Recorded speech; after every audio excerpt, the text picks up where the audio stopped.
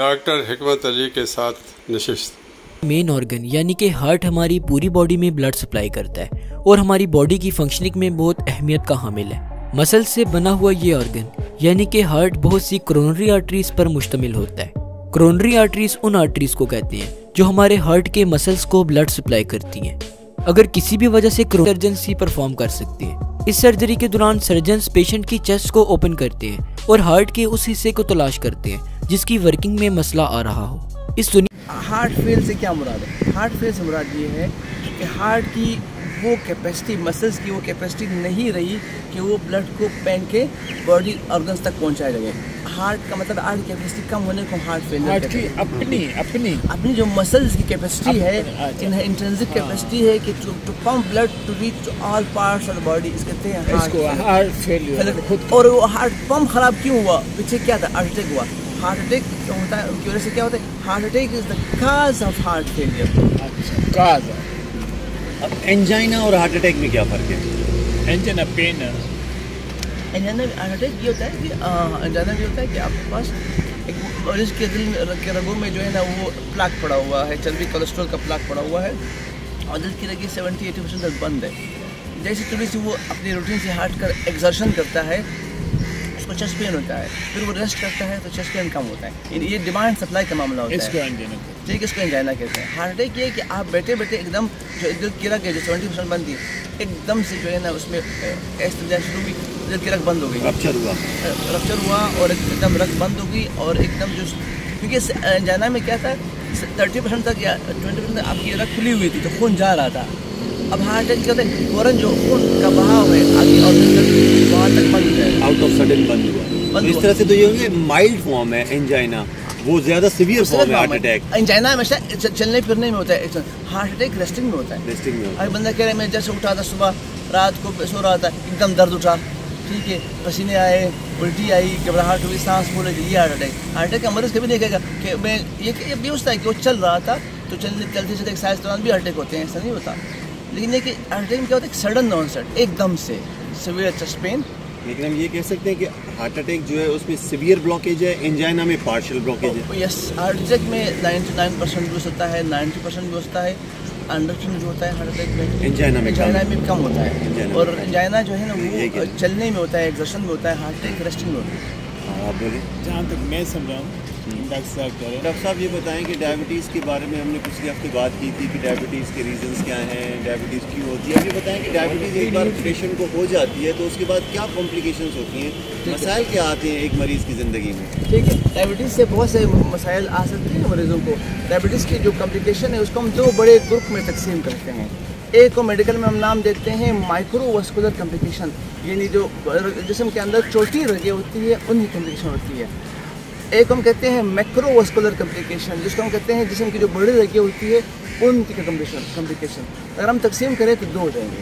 अच्छा, जो macrovascular complication है उसमें 3 बड़ी रगें कौन सी होती है? दिल की रगें होती है। तो जो हार्ट अटैक्स है ये जो डायबिटीज़ की मैक्रोवास्कुलर कॉम्प्लिकेशन है, नंबर 1। नंबर 2 जो हम कहते हैं कि जो स्ट्रोक्स है, ठीक है, ये जो है दिल की बड़ी रगें होती है, इसे कहते हैं स्ट्रोक जो है ना मैक्रोवास्कुलर कॉम्प्लिकेशन है। इससे जो गुर्दे होते हैं ख़राब होते हैं, ये भी आपके पास कॉम्प्लिकेशन होती है।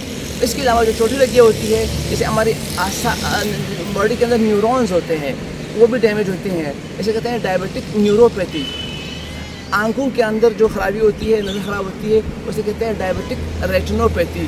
तो आंखों की खराबी, किसी हद तक गुर्दे की खराबी और जिस्म के जो करंट की रगें हैं, न्यूरॉन्स कहते हैं, उनकी खराबी को हम कहते हैं माइक्रोवास्कुलर कॉम्प्लिकेशन। और जो फालज है, स्ट्रोक है, दिल के अटैक है, ठीक है, और गुर्दे हैं, ये आपके आते हैं मैक्रोवास्कुलर कॉम्प्लिकेशन में, ये आते हैं बड़े। अच्छा, अगर हम मोटे तौर पे बात करें तो डायबिटीज़ की वजह से कौन कौन से आज़ा जिस्म की मुतासर होती हैं? ठीक है, जैसे मैंने आपको भी बता दिया था कि अगर हम स्टार्ट करें हेड टू टो स्टार्ट करें तो सर में आपकी जो है ना ब्रेन स्ट्रोक हो सकते हैं। ये स्ट्रोक दोनों किस्म का हो सकता है, खून की रग बंद भी हो सकती है और फट सकती है। आंखों के अंदर जो है, जो आंखों की पर्दे होते हैं उनको रेटिना कहते हैं, तो वो डैमेज हो जाते हैं। तो आपने देखा होगा जैसे शुगर बढ़ती है और शुगर की कंट्रोल ख़राब होती है तो आंखों में नज़र कम आना, तो समटाइम आंखों का पर्दा जो है मुस्तकिल तौर पर डैमेज हो जाता है। तो ये आंखों के मसाइल शुरू होते हैं, यहाँ आते हैं सर से। जब नीचे आते हैं उस पर तो यहाँ पे हार्ट पे, तो हार्ट में मतलब हार्ट अटैक्स होते हैं, एंजाइना के मसाइल आते हैं, हार्ट फेलियर के मसाइल आते हैं यहाँ पे। अगर हम नीचे आते हैं गुर्दों पे तो गुर्दों का डैमेज होना, और ये मरीज़ बस क्या होते हैं मुस्तकिल डायलिसिस में जाते हैं। तो डायबिटीज़ का अनकंट्रोल होना। और हम नीचे आते हैं टांगों में, आपने देखा होगा कि डायबिटिक फुट एक बड़ी कॉम्प्लिकेशन है, इसमें आपकी रगे टूट टांगों की उंगलियां है वो कट सकती है, बात पाँव तक आ सकती है, पूरे लेग तक भी बात आ सकती है। तो complication from head to toes है।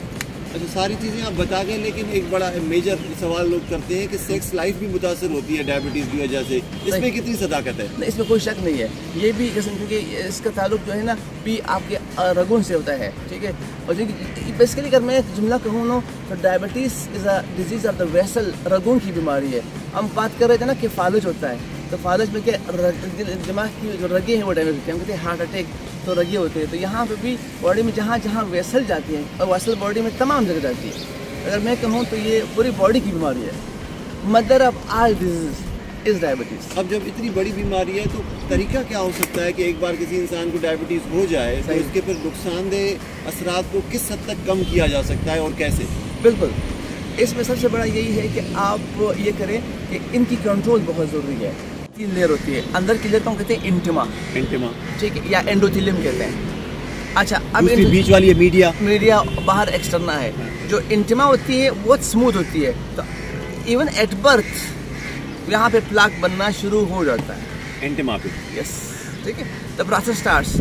अब ये प्लाक जो है इसको हम कहते हैं प्लाक के पार्ट्स होते हैं। बाहर एक कैप होता है, ठीक है, अंदर कोलेस्ट्रॉल कंटेंट होते हैं, कैप होता है, फाइब्रस कैप कहते हैं ये कैप। अब ये कोलेस्ट्रॉल बढ़ रहा होता है, शुगर का मरीज़ है तो कोलेस्ट्रॉल मज़ीद बढ़ेगा, प्लाक बढ़ेगा, अनकंट्रोल डायबिटीज़ है तो हाइपरटेंशन है तो और बढ़ेगा, सिगरेट पीता है तो और बढ़ेगा, ये प्लाक बढ़ रहा होता है। ये प्लाक है। अब प्लाक का जो बाहर कैप है ये इंटेक्ट कैप है। पॉइंट इज कोई भी पॉइंट, अभी कैप फाइब्रस कैप, इस कैप ने ल्यूमन को 70% बंद किया, 40% बंद किया, 70% बंदे ने बहुत एक्सर्ट किया, पेन हुआ, एंजाइना है। लेकिन जैसे ही ये कैप रप्चर हो जाएगी, कैप है, तो क्या होगा, जो प्लेटलेट्स हैं, जो खून जमाने वाले खुली हैं, वो आके इसके ऊपर आके जमना शुरू हो जाते हैं।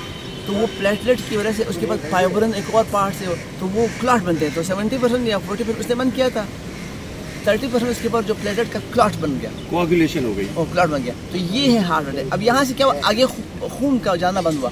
जो हम जो प्लास्टिक करते हैं वही करते हैं, हम यहाँ से प्लाक से वायर क्रॉस करते हैं।